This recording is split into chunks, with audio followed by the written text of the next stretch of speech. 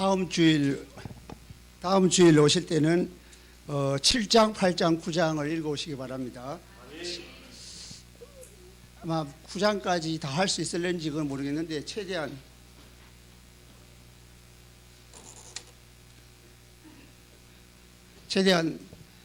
시간 되는 대로 하려고 그랬는데 7장, 8장, 9장 이렇게 꼭 한번 읽어오시고 가능하면 2번 이상 읽으시고 최소한 한 번은 꼭 읽으시기 바랍니다. 아멘. 예, 오늘은 지난 시간에 했던 것 중에서 조금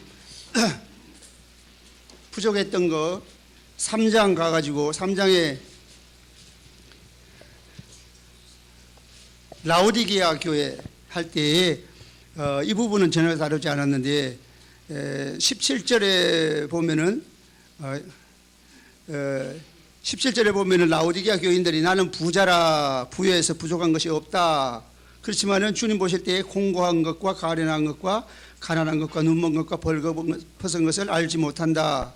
그렇게 말했습니다. 그리고 18절에 가서 보면 내게서 불로 연단한 검을 사서 부여하게 하고 흰옷을 사서 입게 하고 그다음 안약을 사서 눈에 바르라. 세 가지를 사라 그랬죠. 산다는 말은 무슨 말이냐면 경제적인 손해를 보더라도 그런 뜻이에요. 그러니까 거기서 연단한 검을 사라 하는 것은 믿음의 부자가 되라는 거예요. 그러니까 산다는 것은 치부를 해야 되잖아요. 그 치부를 한다는 말이 뭐냐면 라오디게아 교인들은 자기가 주인된 삶을 살았어요. 예수님이 주인이 아니고 자기가 주인된 삶을 살다 보니까 고난이 올 만하면 다 피해갔습니다. 어려운 일은 다 피해가니까 경제적으로 부자가 됐어요. 근데 이제 검을 사서라는 것은 경제적으로 돈을 지불할지라도 믿음을 사라. 믿음의 부자가 되라는 말이고 흰옷을 사라 하는 말은 경제적인 손해를 보더라도 거룩한 삶을 살아라. 그 다음에 안약을 사서 발라라 하는 것은 경제적인 손해를 보더라도 영원한 천국을 바라보는 눈을 가져라. 예, 안약을 사서 발라서 가져라 그런 말입니다. 그 다음에 사대교회 말씀 가운데 네가 죽도록 충성하라 그리하면 내가 생명의 관을 내게 주리라 그랬어요. 죽도록 충성한다는 말이 물론 지난번에 말씀드렸지만은 우리가 교회에서 열심히 봉사하는 것도 물론 그게 해당이 되는 거지만은 포함이 되겠지만은 하나님 앞에 신실한 믿음을 지켜라. 그게 충성하는 겁니다. 옛날에 충실이라고 하면 두 임금을 섬기지 않고 한 임금을 섬기 충실이지요. 그러니까 하나님 앞에 충성하라는 말은 예수님 오실 때까지 이 서문화 교회가 고난 가운데 환난 가운데 있었거든요. 그러나 목숨을 버릴 환경이 올지라도 하나님 앞에 신실함을 지켜라. 그리하면 생명의 관이라고 이게 번역을 했는데 요한계시록 안에서도 이제 번역이 왔다 갔다 해요. 옛날 성경을 면류관이라고 했는데 차라리 면류관이라고 하는 것이 왜냐하면 일관성이 있는 해석이에요. 그래서 스테파노스라는 말이 이게 승리자가 받는 관입니다. 전쟁에 나가면 장군이 전쟁에서 이기고 돌아오면 승리자가 받는 그 관이 스테파노스예요. 스테파노스는 승리자가 받는 관, 승리자의 관이에요. 그러면은 생명의 관을 준다고 하는 말은 생명의 면류관, 스테파노스를 받는다고 하는 말은 무슨 말이냐면은 생명이라는 관이라고 하면 영광스러움을 얘기하는 겁니다.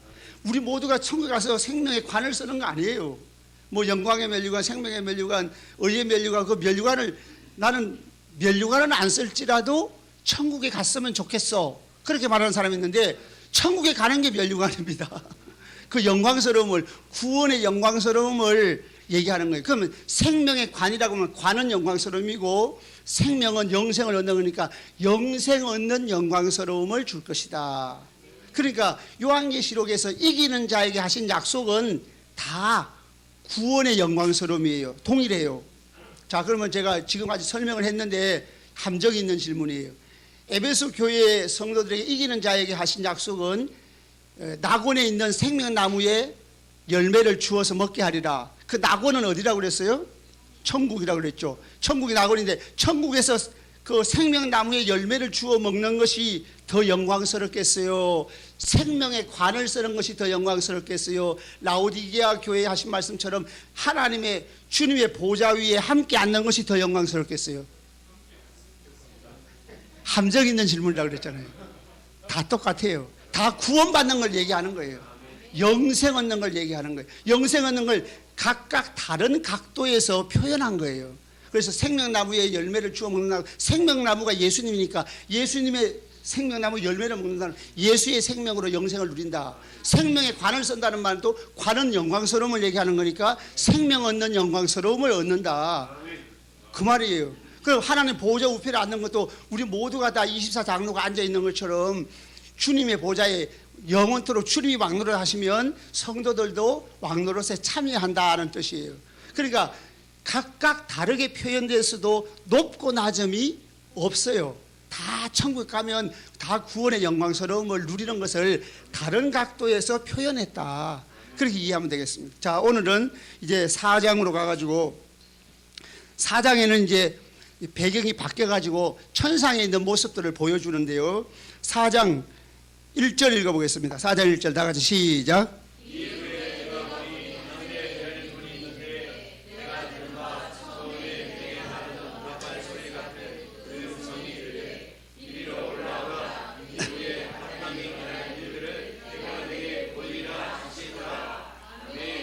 이리로 올라오라 하는 말씀 가지고 어떤 전천년주의자들은 이게 예수님 오시기 전에 그 공중제림회가 휴거했다 이렇게 말하는 사람이 있는데, 그게 아니고 요한을 보고 하늘의 환상을 보여주겠다는 뜻이에요. 그런데 하늘에 열린 문이 있다고 그랬어요. 문은 이게 헬라어 원어에 보면 이미 열려져 있는 문이에요. 열려져 있는 문입니다. 열려져 있는 문인데, 그러면 언제 열렸을까?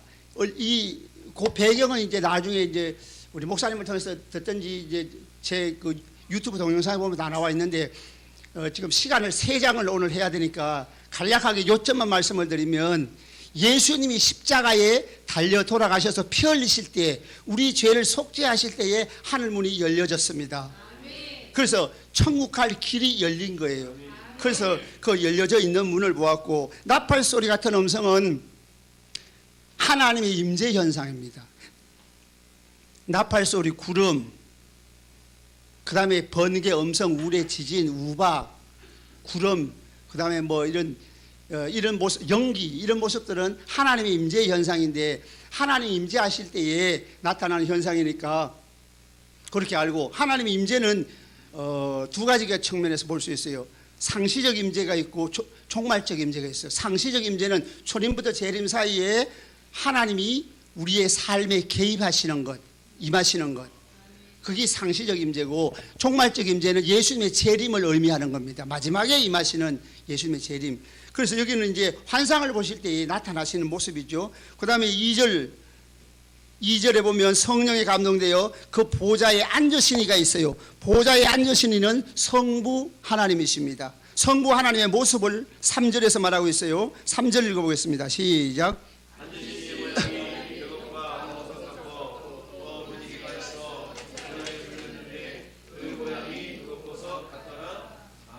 예, 하나님의 모양이 뭐 같아요? 벽옥 같고, 홍보석 같고, 그 다음에 무지개 같은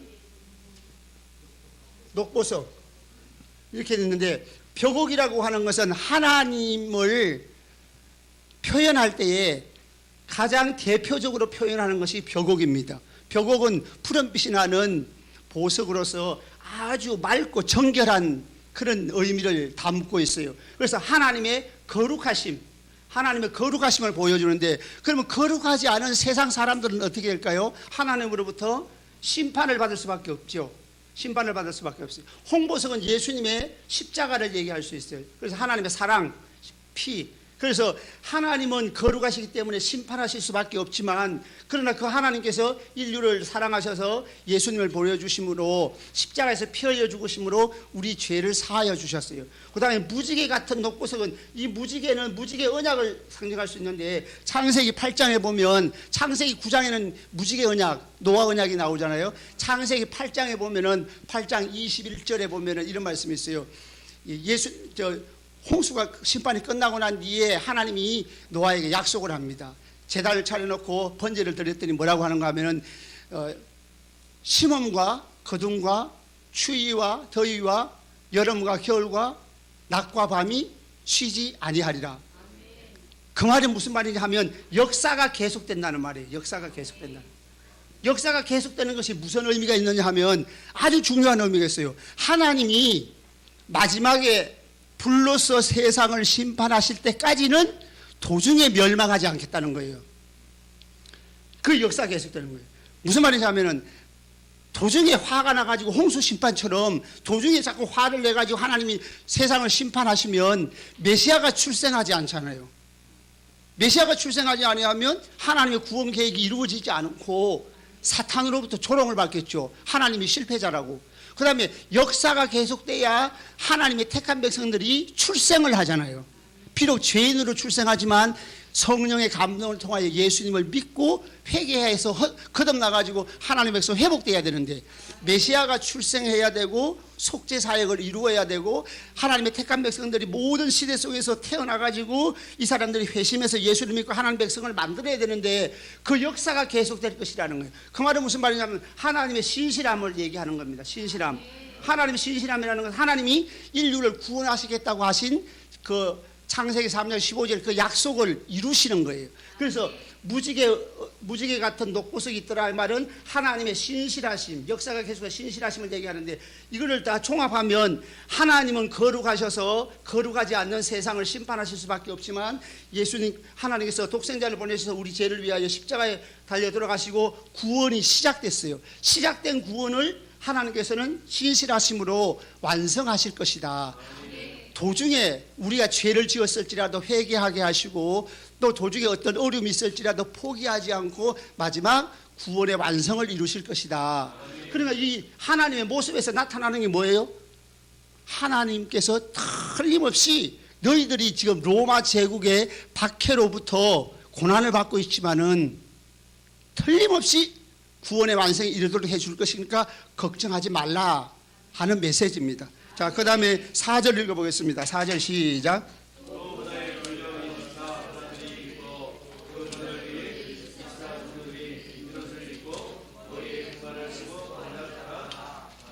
예, 거기에 앉아있는 사람이 보좌에 앉아있는 그 12보좌에 24장로들이 앉아있죠. 24장로는 교회의 대표입니다. 어떤 사람은 24장로를 구약의 이스라엘 12지파 신약의 12사도의 대표라고 하는데 그러지 않습니다. 왜냐하면 하나님의 백성은 12지파밖에 없어요. 12사도의 개념이 다릅니다. 개념이 달라요. 그건 나중에 마지막에 21장, 22장에 가가지고 제가 말씀을 드릴 거고 12사도밖에 없는데 그럼 24장은 어디서 왔을까? 역대상 24장에 보면은 역대상 24장에 보면 그게 24제사장이 나옵니다. 24제사장이 나오는데 이 24제사장은 아론 때에 아론에게 하나님이 지시하신 규례를 따라서 다윗 시대에 24제사장을 세워서 하나님을 섬기게 한 그 본문이에요. 그러면 역대상 24장에 나오는 그 본문이 배경인데 그 24제사장인데 24제사장을 요한계시록에서 24장로라고 그랬거든요. 장로는 교회의 대표고 제사장은 하나님께서 우리를 부르실 때 성도들을 왕같은 제사장으로 불렀잖아요. 제사장으로 불렀다는 말의 의미가 뭐라고요? 하나님과 죄인 사이의 중보자.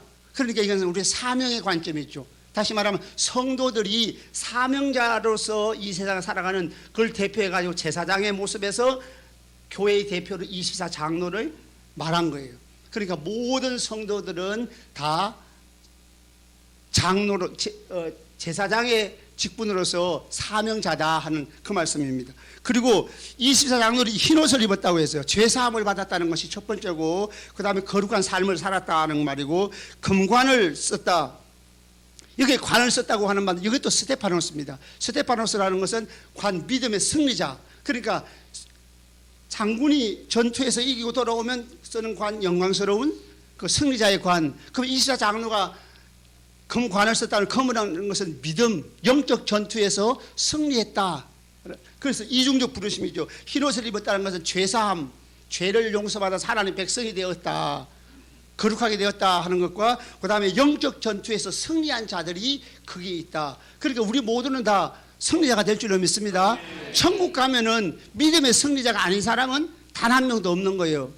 겨우 구원받았다고 해도 회개해서 그 사람도 믿음의 승리자예요. 왜냐하면 믿음의 승리자는 처음부터 끝까지 믿음을 지킨 자도 승리자고 중간에 넘어졌지만 회개한 자도 승리자라고 그랬습니다. 그래서 모두가 다 승리자다 하는 거예요. 금관. 그래서 24장로의 모습에서 영적 전투에서 승리한 자가 거기 앉아 있다는 것은 우리 24장로가 교회의 대표니까 우리 모두가 그 자리에 앉아 있다는 뜻입니다. 여러분이 그 영광스러운 자리에 하나님의 그 보좌와 함께 같이 앉아 있는 줄로 믿습니다. 그 다음에 5절 읽어보겠습니다. 5절 시작.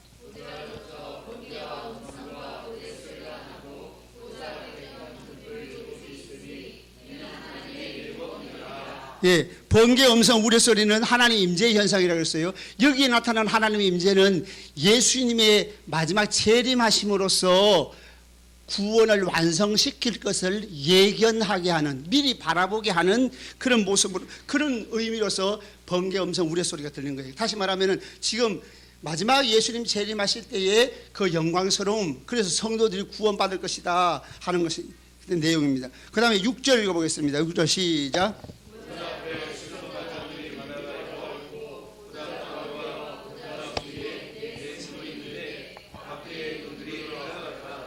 예, 읽으니까 이제 시간이 좀 많이 가는데 하여간 그 아까 5절에서 하나님의 일곱 영이라고 하는 것은, 일곱 영은 첫 번째 시간에 말씀을 드렸는데 일곱 영이라는 것은, 일곱이라는 숫자는 완전 숫자입니다.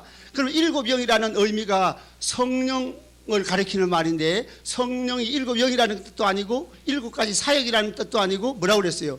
완전하게 사역하시는 성령님. 무엇을 완전하게 사역해요? 성도들의 구원을, 시작하신 구원을 완성하실 때까지 완전하게 사역하시는 성령님. 그러니까 요한계시록이 전부 구원에 대한 이야기입니다. 이거 이상한 해석을 할 필요가 없는 거예요. 그 다음에 여기 하나님 보좌 앞에 6절에 보면 수정과 같은 유리바다가 있다. 투명하다는 거예요. 투명한 유리바다, 투명한 바다가 있다고 하는데, 이것은 뭐냐면 하나님 나라에는 거룩한 밖에 없다. 속된 자는 거기에 들어갈 수가 없는 것이고, 다 거룩한 자들만 있고, 하나님 아버지도 거룩하시고 성도들도 거룩하고 천사들도 거룩하고 다 거룩한 자들만 거기에 있다. 그 다음에 네 생물이 있다고 그랬어요. 네 생물은 어떤 사람들은 피조물의 대표라고 말하는 학자들이 있지만은, 네 생물은 높은 지위의 천사들입니다. 높은 지위의 천사들인데 이런 해석은 총신에서 요한계시록을 가르쳤던 권성수 교수가 그런 얘기했어요. 권성수 교수는 예생물이 높은 지위의 천사들일 수밖에 없는 것이 나중에 이제 6장에 가면 나옵니다. 6장에 가면 나오는데, 그러면 예생물의 모습이 7절에 보면 사자 같고, 그 얼굴이 첫째 생물은 사자, 둘째 생물은 송아지, 셋째 생물은 사람 같고 그 얼굴이, 그 다음에 넷째 생물은 독수리 같다. 그러면 사자 같다는 말은 힘이 있다는 말이에요. 힘이 있고 능력이 있다. 송아지 같다는 것은 성실하다. 사람 같다는 건 지혜롭다. 독수리 같다는 건 민첩하다. 그럼 이게 무슨 뜻이냐면, 하나님의 뜻을 수종드는 천사가 인간을 구원하는 데 있어서, 인간이 예수를 믿고 마지막 예수님 재림 때까지 믿음을 지키고 구원의 완성이 이럴 때까지 내 천사가 하나님의 심부름을 통해 가지고 그 일을 수종될 것인데, 수종될 만한, 그걸 감당할 만한 힘이 있고 성실하게 또 지혜롭게 민첩하게 그 역할을 감당할 것이니 너희들의 구원을 염려하지 말아라. 구원의 완성을 보장하는 말씀입니다. 예. 그 다음에 이제 그 뒤에 눈이 가득하다는 말은 통찰력이 있다는 말인데, 눈이 가득하는 통찰력이 있다고 하는 말은 하나님만큼은 아닐지라도 하나님께서 시키는 일들을 감당하는데, 이 천사, 네 천사, 높은 지위에 있는 네 생물, 네 천사도 아주 통찰력이 있어서 그 뜻을, 하나님의 뜻을 집행하고 인류를 도와주는 역할을 하는데 조금도 부족함이 없을 것이다 하는 말이에요. 그 다음에 이제 마지막에 이 네 생물이 찬양을 하고, 그 다음에 10절에 가면 24장로들이 찬양을 하는데, 그때 관을 보좌 앞에 드린다고 그랬어요. 자기들 쓴 관을 보좌 앞에, 우리가 아까 찬양을 했죠. 보좌 앞에 관을 왜 드릴까요? 이 관을 썼다는 말이 무슨 말이라고 그랬어요? 영적 승리. 그렇게 영적 전투에서 승리했다는 거예요. 그래서 관을 쓴 거예요. 그 영광스러움, 영적 승리의 영광스러움을 획득했다는 뜻인데, 그럼 관을 드렸다는 말은 무슨 말이냐면, 우리가 믿음으로 승리한 것은 내 힘으로 된 것이 아니고 하나님의 은혜를 주셔서 하나님의 은혜를 주셔서 우리가 승리할 수 있었으니 이 모든 것이 하나님의 은혜입니다 하고 우리의 공로가 아니라 하나님의 은혜라는 것으로 그런 뜻으로 이제 관을 하나님께 드리는 거예요. 그 다음에 그 찬양 내용이 있습니다. 11절 한번 읽어보겠습니다. 시작.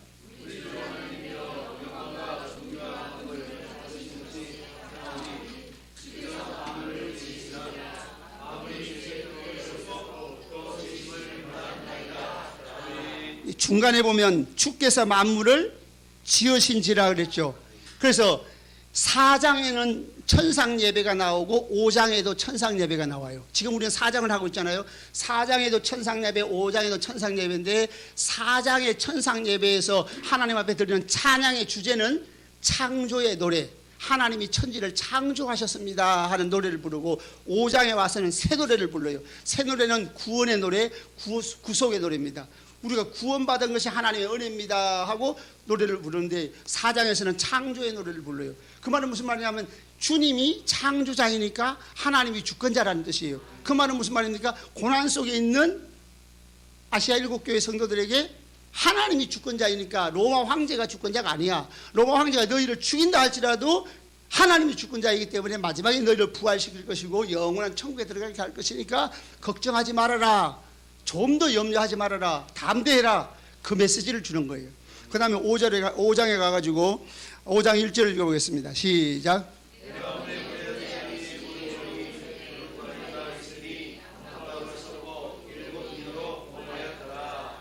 예, 어떤 사람들은 이 두루마리를, 여기 두루마리가 나오잖아요. 두루마리가 나오는데 두루마리를 에스겔 2장 8절에서 10절을 인용해가지고 두루마리의 내용이 재앙이라고 하는데, 우리 첫 시간에 얘기했잖아요. 첫 시간에 두루마리는 하나님의 구원 계획입니다. 하나님의 구원 계획인데, 하나님의 구원 계획을 어떻게 했어요? 인으로 봉했다 그랬습니다. 그래서 에스겔서에 있는 그 두루마리하고 다른 점은 거기는 인봉하지 않았어요. 거기는 재앙의 말이 기록되어 있어요. 그런데 두루마리는 그 의미가 완전히 요한계시록은 달라요. 이건 하나님의 구원 계획으로서 두루마리의 인을 봉하였다고 하는 말은, 이제 인을 떼고 봉해진 것을 열면 두루마리 전체가 쭉 풀리겠죠? 그러면 인을 뗀다는 말이 무슨 말이냐 하면, 인을 뗀다고 하는 말은 하나님의 구원 계획을 집행한다, 공개한다는 말도 있지만 하나님의 구원 계획을 집행한다는 뜻이 있어요. 그러면 여기서 이제 안팎으로 가득한 7인으로 봉하였는데 2절 3절 보면은 두루마리의 인을 뗄 사람이 아무도 없는 거예요.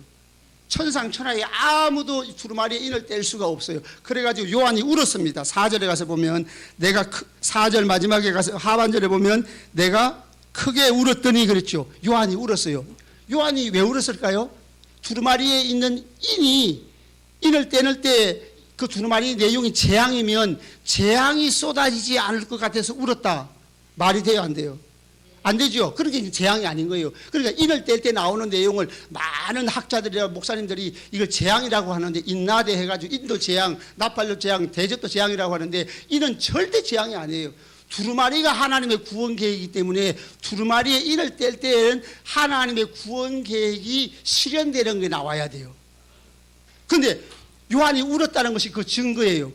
요한이 왜 울었을까요? 이것이 두루마리가 하나님의 구원 계획이니까, 구원 계획을 이 인을 뗄 사람이 없어서 울었으니까 하나님의 구원 계획을 집행할 자가 없어서 울었다. 그 말은 무슨 말이냐면 예수님이 재림 안 한다는 거예요. 두루마리의 인을 안 떼면, 예수님이 재림이 없으면 예수 믿고 고난받는 사람들 누가 위로해 주겠어요? 대책이 없잖아요. 그러니까 슬퍼서 우는 거예요. 그런데 이제 그 한 장로가 그것을 말했습니다. 자, 5절에 보면 유대 지파의 사자 다윗의 뿌리가 이겼으니 그가 7인을 떼시리라 그랬어요. 유대 지파의 사자 다윗의 뿌리는 메시아에 대한 표현인데 예수님을 지칭하는 말입니다. 예수님을 지칭하는 말은 예수님이 떼실 것이다. 메시아가 떼실 것이다. 그리고 6절에 가가지고 그 메시아가 바로 그 인을 떼시는 분이 예수님이라는 것이 6절 중간에 가서 보면 어린 양이 서 있다고 그랬죠. 그거 일찍이 죽임을 당한 것 같더라. 그래서 예수님의 십자가 지심으로 고난받으신 바로 예수님이 하나님의 구원 계획을 집행하실 것이다. 그 말이 그 어린 양에 7뿔이 있다는 것은 하나님의 구원 계획을 이루실 만한 힘이 있다.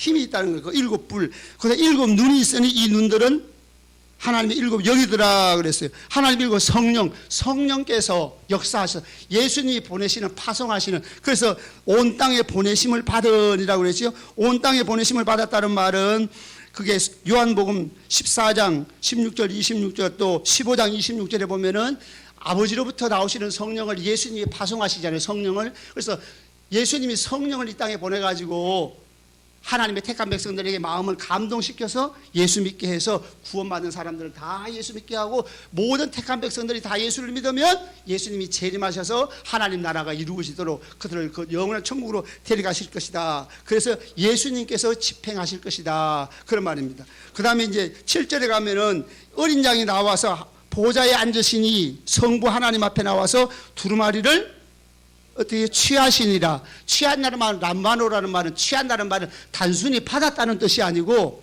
그 뜻 이상이에요. 하나님의 구원 계획을 집행하실 권한을 위임받으심.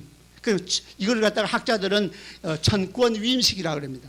천권 위임식. 하나님 아버지가 해야 될 일들을 이제 예수님께서 주도적으로 해 나가신다 하는 거예요. 그래서 천권 위임, 예수님이, 그러니까 이제 예수님이 구원 계획, 하나님의 구원 계획을 집행해 나가시는 인을 떼시는 분이 예수님이니까, 어린 양이 6장에 가서 보면 어린 양이 인을 떼는데 그 바로 예수님이 하나님의 구원 계획을 집행해 나가신다 하는 뜻이에요. 자, 그러면 그 예수님에게 이제 찬양을 드립니다. 찬양을 드리는데 새 노래를 부릅니다. 새 노래를 부르는데, 새 노래를 부르기 전에 새 노래를 부를 때에 그게 보면 8절에 보면 내 생물과 24장로들이 어린 양 앞에 엎드려가지고 이제 검은고와 향이 가득한 금대접을 가졌는데, 이 향은 뭐예요? 성도들의, 그 말은 무슨 말이에요? 하나님의 구원 계획이 집행되는 데는 성도들의 기도도 한 몫을 한다. 다시 말하면 여러 가지 하나님 구원 계획을 집행해 나가는 그 과정, 그 모든 것 속에서 하나님은 성도들과 함께 일하십니다. 물론 하나님이 주도적으로 해나가시지만은 하나님의 섭리 속에서 하나님 우리에게 주기도문을 하라고 했죠. 주님 가르쳐 주신 기도의 내용 가운데서 나라가 임하시오며, 그 나라가 임하시오며라는 말이 하나님의 나라가 물론 우리 마음에 임하고 우리 현실 속에 하나님의 나라가 임하라는 그런 의미도 포함되지만은, 예수님이 재림하셔서 하나님의 나라가 완성되기를, 도래하기를 기다리라는 거예요. 그리고 우리는 날마다 주기도문을 해야 돼요. 주기도문을 통해 가지고 하나님의 나라가 도래하기를, 예수님이 재림하셔서 하나님 나라가 이루어져서 영원한 천국에 들어가 하나님 나라가 완성되는 그때를 기도하라는 거예요. 그러면 그 기도가 이루어지는 기도와 함께 하나님의 구원 계획을 집행해 나가는 그 중심축의 하나가 기도라 하는 거예요. 그리고 그들이 새 노래를 불렀어요. 새 노래를 불렀는데 새 노래의 내용이, 자, 한번 읽어보겠습니다. 새 노래의 그 중간, 9절 중간에서부터 읽어보겠습니다. 9절 중간에 각 족속과 그것부터 시작.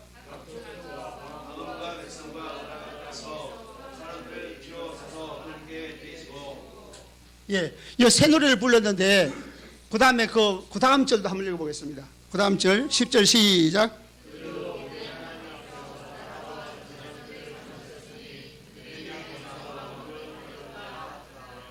예, 이 기도의 내용은 두 가지로 되어 있어요. 하나님의 이중적 부르심이 나옵니다. 여기 하나님의 이중적 부르심. 첫 번째로 새 노래의 내용은 하나님의 구원으로의 부르심에 대한 찬양입니다. 구원으로의 부르심. 그래서 그게 보면은 피로 사서 하나님께 드리시고 그랬죠. 피로 사서 하나님께 드리셨다는 말, 하나님께 드렸다는 말은 하나님의 사랑받는 백성이 되게 했다, 하나님의 자녀가 되게 했다, 그런 말인데, 피로 사서 그랬어요. 피로 샀다는 말이 예수님의 십자가의 보혈로 샀다는 말이에요. 샀다는 말이 마귀에게서 샀다는 말이 아니고 하나님이 주권자이잖아요. 주권자가, 마귀가 주권자가 아니죠. 사탄이 주권자가 아니니까 사탄에게서 사는 게 아니에요. 이 샀다는 말은 하나님이 공의의 하나님인데, 공의의 하나님이 심판할 수밖에 없어요.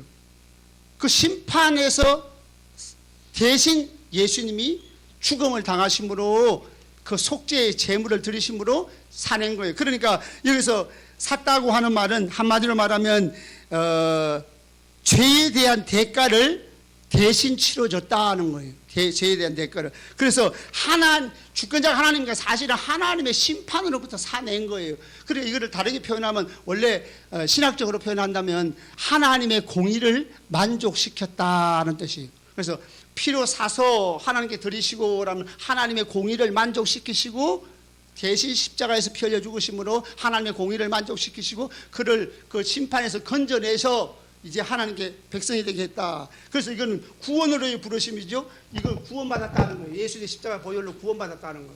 그 다음 두 번째로는 사명으로의 부르심이 나옵니다. 사명으로 부르심은 그 다음 절에 10절에 나라와 제사장들로 삼았다는 거죠. 나라란 말은 저번에도 말씀드린 것처럼 1550년 스테펜 공인본문에 의하면 왕들입니다. 왕들과 제사장들, 킹제임스 버전도 그렇게 나와 있어요.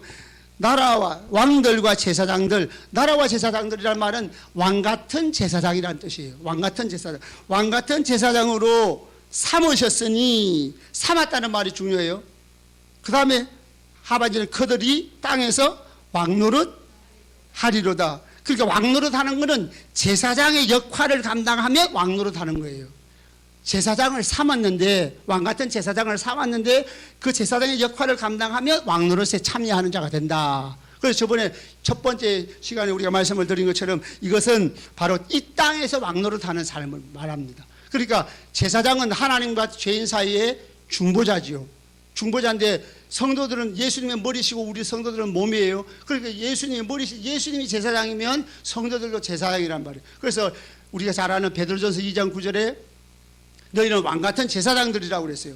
여러분 모두가 다 제사장들인 줄로 믿습니다. 제사장이란 말은 바로 중간 화목하는, 하나님과 죄인 사이를 화목하게 하는 역할을 감당하는 거예요. 그 화목하게 하는 역할이 뭐예요? 쉽게 말하면 전도하는 거예요. 전도하는 거예요. 그래서 동시적으로 불렀다는 거예요. 구원으로의 부르심, 사명으로의 부르심, 이 이중적 부르심은 동시적이다. 쉽게 말하면은 구원받음과 동시에 사명도 주셨다는 거예요. 사명을 나중에 따로 목회자로 부름받는 것, 이런 사명 말고 모든 성도는 다 영적 전투를 해야 될 사명을 가지고 있는데, 그 영적 전투는 죄와의 싸움이고, 그 다음에 악한 자들을 사탄의 백성이 되어 있는 자들을 하나님 앞으로 인도하는 거. 그러니까 하나님과 죄인 사이를 화목하게 하는 역할이니까 전도하는 거예요. 쉽게 말하면 그것이 사명입니다. 사명으로 부름을 받았다는 거죠. 저번에 말씀을 드렸지만 한 사람이 예수를 믿을 때에, 한 사람이 사탄의 백성이 되었는데 예수를 믿으려고 하면 하나님이 개입하셔야 되죠. 왕이신 하나님이 개입해가지고 이 사람의 마음을 감동시켜서 회심해서 하나님 백성이 되면 하나님의 왕권이 드러나서 하나님의 백성이 된 거예요. 그러면 예수 믿으라고 전도한 사람은 하나님의 왕권에 참여한 자가 되는 거예요. 그것이 왕노릇입니다. 그러니까 천국에는 누가 들어가요? 다 같이 왕들만 들어간다. 그래서 요한계시록 21장 24절에 만국이 그 빛 가운데로 다니고 땅의 왕들이 그 자기 영광을 가지고 들어간다는 말은, 이 땅에서 천국 가는 사람 중에서 왕이 아닌 사람은 단 한 명도 없는 거예요. 모든 성도가 다 왕같은 제사장으로서 천국 가는 겁니다. 아멘. 예. 그래서 이중적 부르심이 나옵니다. 그래서 이것은 땅에서 왕노릇하는 말, 지상 천년 왕국에서 왕노릇한다는 뜻이 아니고, 지금 예수를 믿는 이 지상에서 우리가 예수 믿는 과정 속에서 사명을 다하면 왕노릇에 참여하는 것이다. 그래서 가능한 대로 모든 성도들은 자기가 영적 전투에서 사명자라는 의식을 가져야 돼요. 예수를 믿고 정말로 예수를 믿으려고 하는 사람은 아는 그런 의식이 없겠지만은, 정말로 예수님이 믿어지면은 사명의식이 생깁니다. 죽은 자들을 불쌍히 여기는 마음이 생기게 되는 거예요. 그래서 전도하게 되는 겁니다. 물론 그러면 우리가 아무 일도 안 하고 전도만 해야 됩니까? 아니에요. 직장, 예수 믿는 사람들은 주님이 먹고 사는 문제를 기도하라고 그랬어요? 기도하지 말라고 그랬어요? 기도하지 말라고 그랬죠. 이거는 이방 사람들이, 누가복음에 보면 이방인들이 구하는 것이라고 그랬어요. 하나님은 너희에게 있어야 될 것을 아신다 그랬어요. 그러면 직장생활 하지 말라는 얘기예요? 사업하지 말라는 얘기예요? 아닙니다. 직장이 전도, 선교 현장이에요. 사업터가 선교 현장입니다. 그래서 직장과 사업, 그 현장이 바로 복음을 전하는 전도 현장입니다. 그래서 물론 직접적으로 예수 믿으시오라고 하는 것이 좋고, 또 그렇게는 못하더라도 삶으로서 그들에게 섬기는 삶을 삶으로서 본을 보여가지고 섬김을 통해가지고 저 사람들은 다른 사람하고 달라. 모든 사람은 자기가 챙기기를 원하는데 이 사람은 섬기는, 저 사람 우리하고 다른데? 알고 봤더니 예수 믿는 사람이야. 아, 당신이 나가는 교회 나도 가봐야 되겠다. 이렇게 되는 것이 전도하는 거예요. 그래서 전도하는 것은 삶으로서도 전도하고 직접 말로서도 전도하고, 그 다음에 그것도 안 되는 사람, 병원에 누워있는 사람은 기도를 통해서도, 아니면 쪽지를 해가지고 바깥에 전도지를 바깥에 던져가지고 지나가는 사람이 그걸 보고서라도 전도할 수 있고, 그 다음에 전도 용품을 만들 수도 있고, 전도 헌금을 할 수도 있고, 전도자를 위해서 기도하고, 여기 통역에 있는 사람들 한 사람 한 사람 이름을 위해서 기도할 수도 있고, 태신자를 위해서 기도하는 것도 전도하는 거예요. 그러니까 우리의 모든 삶이 직장 생활을 하든 사업을 하든 그 모든 삶의 현장이 선교 현장이다라고 생각해야 됩니다. 예. 그리고 그 이중적 부르심에 그 새노래를 불렀다는 거예요. 그러면 이제 새노래를 불러서 사명으로서 부르심을 받았잖아요.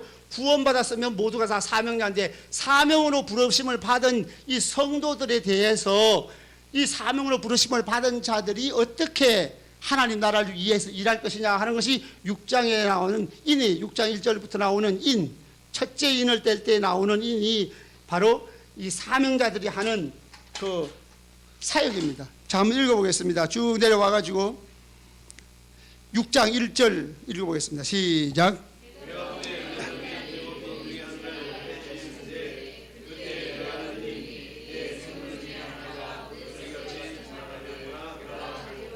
예, 네 생물 중에 하나가 예수님이 어린 양이 인을 떼시는데 수종을 들지요.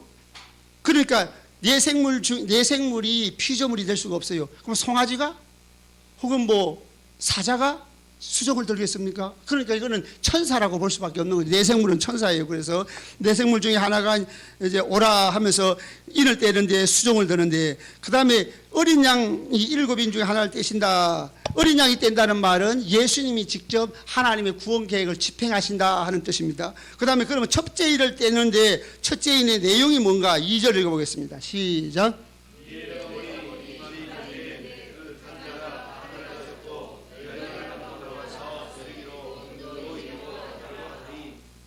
예, 많은 사람들이 흰 말을 가지고 적그리스도다, 어떤 사람은 예수님이다 이렇게 얘기하는데, 적그리스도도 아니고 예수님도 아니고, 적그리스도라 말하는 사람은 재앙이라고 말하는 사람들이 주로 적그리스도라고 말합니다. 그래서 이 인은 절대 재앙이 아니다. 여러분들이 혹시 이제 인터넷이나 뭐 다른 TV를 통해 가지고 이렇게 설교를 듣는 가운데 어떤 사람이 만약에 첫째 인을 뗄 때 이건 적그리스도다, 뭐 예수, 이렇게 인을 뗄 때 나오는 걸 재앙이라고 말하면 저 사람 뭔가 잘못 알고 있구나, 그렇게 생각하시면 돼요. 그 인은 절대 재앙이 아니에요. 그러면 첫째 흰말에 대한 해석의 근거, 해석의 열쇠, 해석의 실마리가 어디에 있냐면 넷째 인을 뗄 때에 나오는 모습이 그 실마리입니다.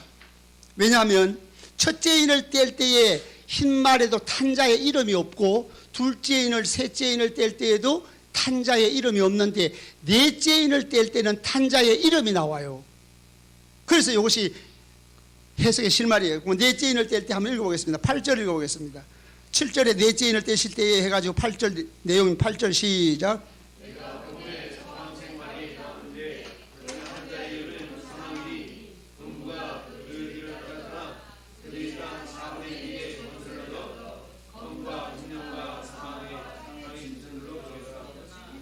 예, 청황색 말이 넷째 인을 뗄 때 나오는데, 청황색 말은 모든 목사님들이나 학자들이 해석의 일치를 가져와요. 청황색 말의 청황색은 시신의 색깔이다. 시신의 색깔이다. 이거는 죽음을 의미하는 것이다. 사망을 의미하는 것이다. 이렇게 말합니다. 그런데 청황색 말을 탄자의 이름이 뭐라고 그랬습니까? 사망이니 그랬지요. 그러니까 청황색 말의 색깔의 의미나 그 탄자의 이름 사망이 일치하는 것은 무슨 의미냐면, 흰 말을 해석할 때도 색깔의 의미를 무시하고 해석하면 안 된다. 색깔의 의미를, 그 말의 색깔의 의미를 고려해서 해석해야 된다, 이런 뜻이에요. 자, 그러면은 첫째, 그 다음에 청황색 말은, 이 사망은 청황색 말이 죽음을 의미하고 이 시신의 색깔이라. 그다음에 그 탄자가 사망이면 색깔의 의미를 무시해도 안 되지만은 두 번째로는 뭐냐 하면 이 사망이라는 것이 인격체가 아닙니다. 예수님이라든지 적그리스도라든지 그런 인격체가 아니고 어떤 현상, 어떤 상태, 어떤 상황을 묘사하는 거예요. 그러니까 첫째 인을 뗄 때도 이 인격체가 되면 안 되고 어떤 상황, 상태, 현상을 말해야 돼요. 그러면 첫째 인을 뗄 때 나오는 것은 첫째 인은 무슨 말이에요? 흰말이죠. 흰말인데 흰말의 흰색은 거룩과 승리를 상징합니다. 거룩과 승리. 거룩과 승리를 상징하는 거예요. 희다는 색깔은 거룩하다, 성결하다. 그 다음에 희다는 것은 승리한다는 것을 의미하는데, 그러면 첫 번째로 흰말을 우리가 2절을 읽어보았는데 그 탄자가 뭐를 가졌어요? 활을 가지고 그 다음에 면류관을 가졌어요. 면류관을 받았어요. 이기고 또 이기려고 하더라. 이 모습은 무슨 모습이에요? 전쟁이죠. 전쟁. 그래서 어떤 사람들은 전쟁이라고 하는데 전쟁은 전쟁이지만 물리적인 전쟁이 아니에요. 학자들 가운데서 전쟁이라고 하는 사람도 있어요. 근데 흰색을 드러내지만 전쟁은 부정적인 것이잖아요. 거룩하지 않잖아요. 그러면 거룩함을 나타내는 전쟁은 무슨 전쟁? 거룩한 전쟁이니까 영적인 전쟁이에요. 그 말은 무슨 말이냐면 복음의 전쟁을 얘기합니다.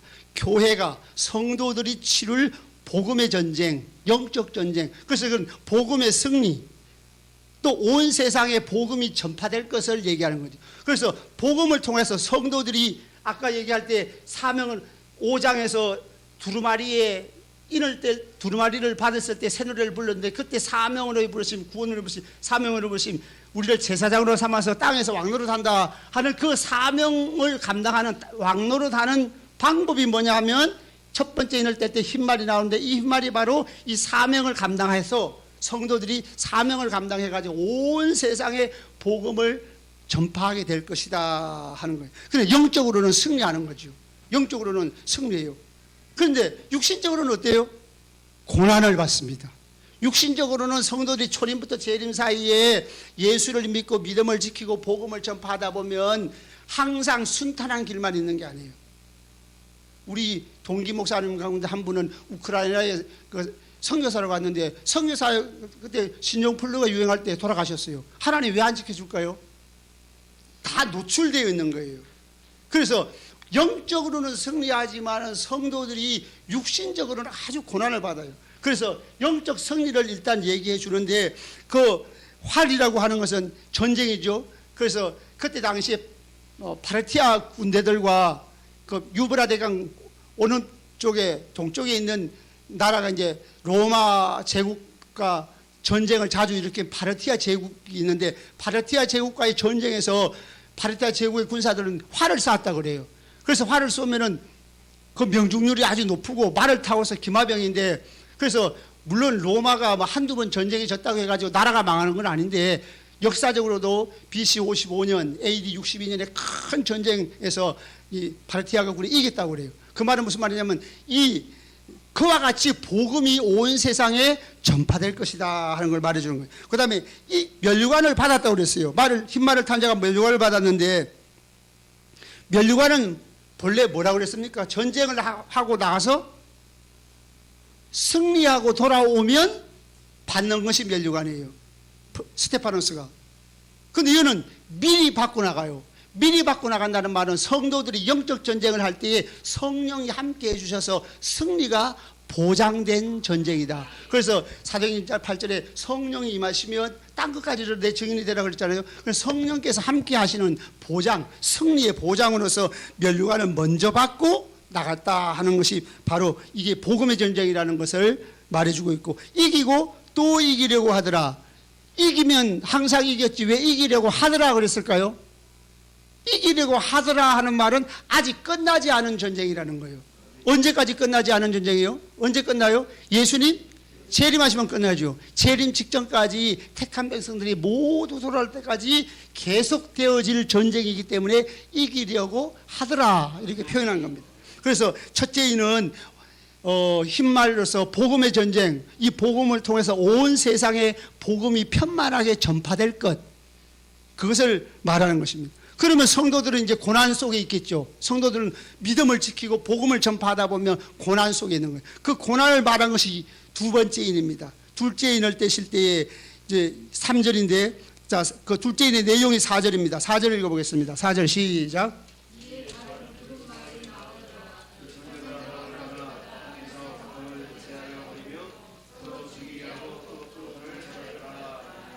예, 거기 보니까 붉은 말은 피를 상징하는데 어떤 사람들은 이것도 전쟁이라고 또 하는 사람이 있어요. 전쟁이 아니고 성도들이 고난받는 걸 얘기하는, 순교자가 나올 것을 얘기하고 있는 거예요. 화평을 제하여 버리고라는 말이 있는데, 화평을 제하여 버린다고 해가지고 그것이 완전히 무슨 물리적인 전쟁이라고 생각하는데 그게 아니고, 우리가 잘 아는 마태복음 10장 34절에서 36절, 그리고 또 24장 9절 10절에 보면 예수를 믿으면, 내가 너희에게, 예수님이 뭐라고요?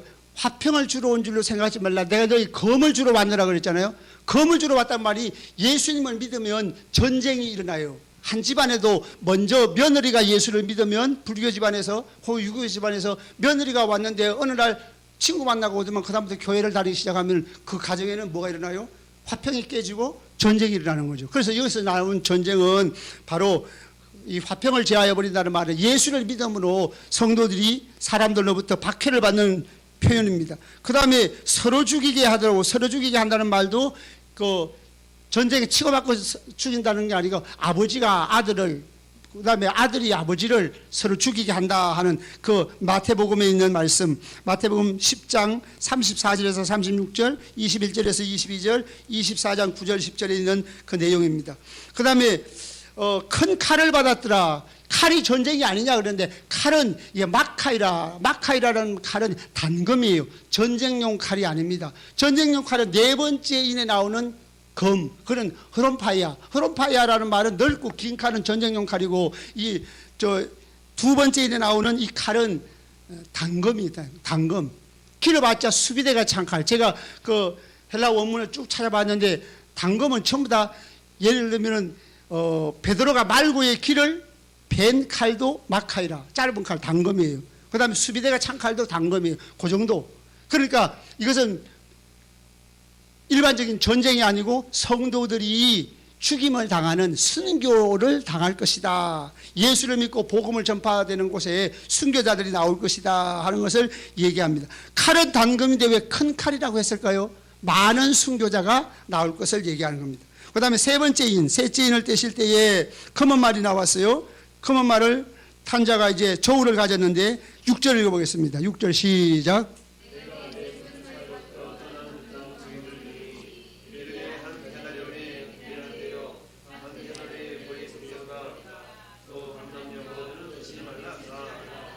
예, 어떤 사람은 감람주와 포도주는 해치 말라 하니까, 감람주는 주의 종이고 포도주는 성도들인데, 성도들과 포도주는, 목회자와 성도들은 해치지 말라는 뜻으로 이해하는 분들이 들어있어요. 목회자 중에 그런 분이 많이 있어요. 그게 아니고, 감람주와 포도주는 해치지 말라는 말은 잔치 음식이에요. 잔치 음식. 이게 핸드릭슨이라는 그 주석가가, 이게 잔치 음식이, 말하자면은 부자들은 날마다 잔치를 해도 괜찮은데, 성도들은 믿음을 지키다 보면 가난하게 되기가 일수다. 그러니까 성도들이 믿음을 지키고 복음을 전파하는 사명을 다할 때에, 하나님이 사명을 다하면 우리 생각에는 좀 지켜주면 얼마나 좋아요. 복음을 전거하고 믿음을 지키면 부자가 되게 해주고 높은 지위에 올라가고 이렇게 얼마나 좋겠어요. 그런데 가난에 노출되어 있다. 다시 말하면 예수를 믿는다고 특혜를 줘가지고 너 부자 되게 해주고 그런 게 아니라는 거예요. 물론 몇몇 사람들은 하나님께서 부자가 되게 해주시는 분도 있어요. 그렇지만은 일반적으로는 성경 전체적으로 신약 전체를 살펴보면 예수 믿는 성도들은 가난하게 되고 산업을 빼앗기고 고난을 받고 박해를 받고 서머나 교인들처럼 그런 어려움 가운데 있어요. 그러니까 다시 말하면 가난에 노출되어 있다는 거예요. 가난에 노출돼. 여기서 한 데나리온에 미란데요. 이 말은 무슨 말이냐면 하루 품삯, 데나리온 하나는 하루 품삯인데 오늘날 말은 10만 원이라고 합시다. 그런데 미란데가 10만 원이에요. 이건 한 사람의 하루 식량. 다시 말하면 한 사람이 노동해가지고 한 사람이 먹을 식량밖에 구입을 못한다고 하면 식구가 5 식구면은 나머지 사람들은 어떻게 해요? 또 아프면 병원에도 가야 되죠. 옷도 사 입어야 되죠. 오늘날로 말하면은 무슨 관리비도 내야 되죠. 뭐 여러 가지. 그럼 어떻게 하는? 그렇게 극한 가난 속에 들어갈 수도 있다. 다시 말하면 왜 이런 말씀을 미리 해주실까요? 어떤 사람들이 복음을 전파하다가 고난을 받으면 실망할까봐. 너희들이 복음은 영적으로는 승리하더라도 많은 사람이 죽을 수도 있고 순교를 당할 수도 있고 가난에 노출되어서 가난하게 될 수도 있으니 그때가 오면 실망하지 말아라. 왜냐하면 너희들에게 영원한 천국, 서머나 교회처럼 믿음의 부자가 돼서 영원한 천국에서 아주 값진 것으로 갚아줄 것이기 때문에 이 땅에서 믿음을 지키다 가난하겠다고 낭망해가지고 뒤로 물러서 배반하는 자가 되지 말라 하는 뜻에서 미리 보여준 거예요. 그럴 때가 오면 낙심하지 말아라. 우리 가운데 어떤 사람들은 그런 사람들이 가끔은 있잖아요. 고난이 오면 믿음이 더 좋아지는 사람도 있는데 고난이 올 때 낙심해서 넘어지는 사람이 있고. 그래서 예수님이 씨 뿌리는 비유에서도 말씀을 인하여 박해가 일어날 때 말씀대로 살았는데 박해가 일어나요. 그러면 뒤로 물러나요. 돌밭에 뿌려진 씨와 같이. 이게 안 되거든요. 그러니까 고난에 노출되어 있다. 성도가 고난에 노출되어 있다는 것을 말해줌으로써 그런 환경이 올 때 성도들이 낙심하지 말라고. 너희들이 복음을 위해서 헌신하고 목숨 걸고 복음을 전파해도 순교를 당할 수도 있고 가난하게 될 수도 있고 여러 가지 사정으로 재난에 노출되어 있을 수도 있다 하는 거예요. 자, 그 다음에 네 번째 인도 마찬가지입니다. 네 번째는 청황생 말인데 사망과 음부가 따랐다는 말은 무슨 말이냐 하면 여기서 죽음이 따른다는 말이에요. 여기 음부라는 말은 하데스라는 말인데 하데스는 음부라고 하는 말이 우리가 일반적으로 할 때 지옥 뭐 연계점으로 생각하는데 그게 아니고 이 하데스는 여러 가지 의미가 있어요. 첫째, 죽음이라는 의미도 있고 무덤이라는 의미도 있고 죽은 자들이 가 있는 곳이라는 의미도 있고 그 다음에 지옥이라는 의미도 있어요. 그래서 어떨 때 부자와 나사로의 이야기에서는 지옥이라는 의미로 번역이 되었지만은 보통 일반적으로는 사망과 짝이 되어서 나와요. 그래가지고 사망과 같은 뜻으로 여기서 사망과 음부는 같은 뜻으로 사망, 죽음이라는 뜻으로 본문에서는 볼 수가 있는 겁니다. 그리고 그 죽음의 요인들이 네 가지입니다. 검과 8절 하반절에 보면 검과 흉년과 사망과 땅의 짐승들. 검은 여기서 흐름파이 아까 얘기한 대로 넓고 긴 칼이에요. 이건 전쟁을 통해서도 죽을 수 있고 흉년 가난을 통해서 죽을 수도 있고 사망은 여기서 타나토스인데 이거는 질병으로도 번역되는 말입니다. 질병으로도. 그래서 구약에서는 이걸 떼베르, 병, 그 떼베르라는 그 질병을 타나토스로 번역했어요. 다시 말하면 역병, 전염병 이런 뜻이. 그러니까 성도들이 복음을 전파하고 믿음을 지키고 하나님 뜻대로 순종하며 살며 정말로 목숨 걸고 복음을 전파했는데도 불구하고 순교도 당하고 또 전쟁에서 죽을 수도 있고 질병으로 죽을 수도 있고 또 가난해서 죽을 수도 있고 또 환경, 그 땅의 짐승들 여러 가지 자연 환경에 의해서 죽을 수도 있으니까 그런 환경이 올 때 하나님이 없다. 내가 이렇게 충성했는데 하나님이 살아계시면 왜 이렇게 나를 그냥 두시겠어? 하나님 없는 거야. 이렇게 말하지 말고 포기하지 말고 배반하지 말고 믿음을 지키라고 그럴 수 있는 환경을 미리 보여준 거예요. 마음의 허리를 동이고 끝까지 승리하리라. 믿음을 지키리라 하는 그 믿음을 가지라고 보여준 것입니다. 그러면 다섯 번째 인을 뗄 때는 성도들의 탄원이 나옵니다. 여기서 성도들의 탄원은 자, 한번 읽어보겠습니다.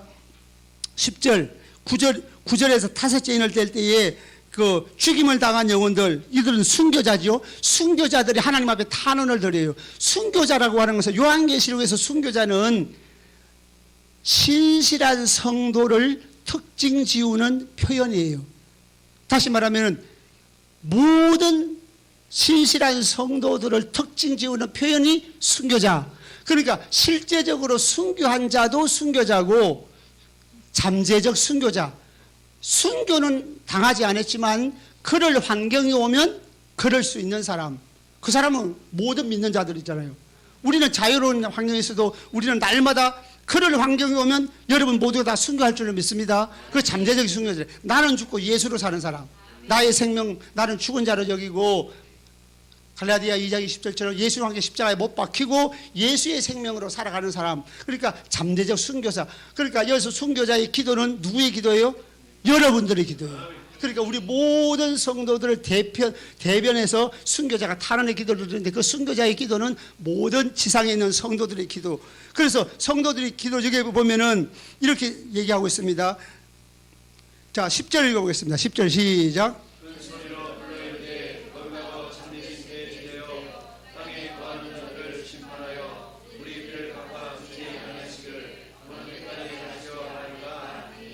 예, 땅에 거하는 자들은 불신자입니다. 불신자들을 심판하여 우리 피를 갚아주지 아니하시기를 어느 때까지 하시려나이까. 이 내용을 보면 자기들의 원한을 갚아달라는 기도처럼 보이지만 실제적으로 이 기도는 모든 학자들이 동의하는 바는 뭐냐 하면 주님이 재림하셔야 그들을 심판할 수 있으니까 재림을 기다리는 기도다. 하나님의 나라의 완성, 하나님의 나라가 도래하기를 기도하는 기도다 하는 거예요. 그러면 왜 이런 기도를 드릴까요? 자, 첫째 인을 뗄 때 영적으로 승리합니다. 온 세상에 복음이 전파돼요. 영적으로는 승리하지만 두 번째 인을 뗄 때 많은 사람이 순교를 당해요. 또 셋째 인을 뗄 때 또 많은 사람들이 가난에 노출되어 있어요. 네 번째 인을 뗄 때 많은 여러 가지 요인으로 또 성도들이 죽음에 노출되어 있어요. 불신자도 죽지만 성도들 죽고, 불신자도 질병에 노출되어 있지만 성도들 질병에 노출. 전쟁에 가서도 불신자만 죽는 게 아니고 성도들도 또 죽어요, 전쟁에서. 그러니까 이런 데 노출되어 있으니까 우리가 영적으로는 승리하지만 육신적으로는 너무 힘들어요. 너무 힘드니까 순교자의 탄원, 하나님의 나라가 속히, 예수님이 속히 재림하십시오. 그래서 진실로 예수를 잘 믿는 사람은 예수님이 속히 오기를 기도합니다. 이 땅에 마음이 있는 사람은 예수님이 좀 늦게 왔으면 좋겠다 그러겠지만은 정말로 예수를 믿고 그러면 고난을 받고 박해도 받고 어려움도 당하고 사람들도 조롱도 당하고 여러 가지 또 우리가 많은 피해를 입잖아요. 안 믿는 사람들이 조롱하지요, 박해하지요, 손해를 보게 하지요. 많은 그런 어려움이 있으니까 예수를 믿는 사람, 예수님 빨리 오셨으면 좋겠습니다 하는 기도를 하는 거예요. 그래서 재림을 기다리는 기도를 하는 거예요. 그러니까 이제 흰 두루마기를 주시며 순교자의 수가 차기까지 기다리라. 흰 두루마기를 줬다는 것은 무슨 말이냐면 너희들이 구원의 완성에 이를 것이 확실하니 조금만 더 기다리라. 복음이 전파되려면 순교자가 조금 더 나올 것인데 조금만 기다리라. 그래서 순교자의 기도가 이루어지는 모습을 보여주고 그에 대한 응답으로서 여섯째 인을 뗄 때 마지막 예수님 재림하시면 세상이 심판받는 모습을 보여줘요. 그러니까 이거는 아직 예수님 재림하기 전인데 재림할 때에 나타나는 현상을 보여준 거예요. 그것이 12절부터 여섯째 인을 뗄 때 보니까 해와 달과 별들이 떨어지고 그 다음에 하늘은 14절에 두루마리 말리는 같이 떠나가고 각 산과 섬이 재려 옮겨지고, 이 말은 무슨 말이냐면 온 세상이 심판을 받아서 완전히 그 베드로후서 3장 10절에 있는 말씀처럼 불로 태워지고 다 완전히 세상이 불로 심판을 받을 것을 보여주는 내용입니다. 아주 비참한 모습을 보여주죠. 그날은 어떤 날인가 하면 17절 읽어보겠습니다. 17절 시작. 진노의 날이라는 것은 마지막 심판의 날입니다. 예수님 재림하시는 날, 마지막 진노의 날. 이 진노의 날이라는 표현이 요한계시록 앞으로 제가 할 때 이제 주로 말씀을 드리겠지만 예수님 재림하시는 19장에 나오는 것도 하나님의 진노의 큰 날, 진노의 큰 포도털, 그 다음에 또 새들의 큰 잔치, 뭐 이렇게 진노를 표현하는 마지막 진노, 큰 진노, 이런 표현들은 예수님의 재림의 때를 얘기하는 거예요. 그러니까 진노의 날이 이르렀으니 누가 너희 피하리요? 그 피할 수 있는 사람이 아무도 없다면서 불신자들이 한탄하는 모습인데 진노를 피할 자들이 있어요. 그 사람들이 누구예요? 예수를 믿는 사람. 그 믿는 사람을 보여주는 것이, 진노를 피할 자를 보여주는 것이 다음 주에 할 7장의 내용이에요. 7장의 내용이 진노를 피할 자를 보여주고, 그 다음에 8장 1절부터 5절까지 마지막 7째 인을 떼면 예수님이 재림하십니다. 재림하시면 이제 상황이 종료되는 거죠. 그래서 요한계시록에서는 초림부터 재림을 7번 반복합니다. 쭉 시간적 순서로 이루어지는 게 아니고 초림부터 재림, 또 초림부터 재림, 초림부터 재림, 초림부터 재림, 이래서 7번 나오는데 아무 뜻이 없이 7번 반복되는 게 아니고 관점이 달라요. 다양한 관점에서, 다양한 측면에서 초림부터 재림의 다양한 모습들을 보여주는 거예요. 그래서 다음 주는 7장, 8장, 9장을 읽어오셔서 이제 우리가 그 진노를 받지 않을 성도들의 모습에 대해서 공부하도록 하겠습니다. 예, 이상입니다.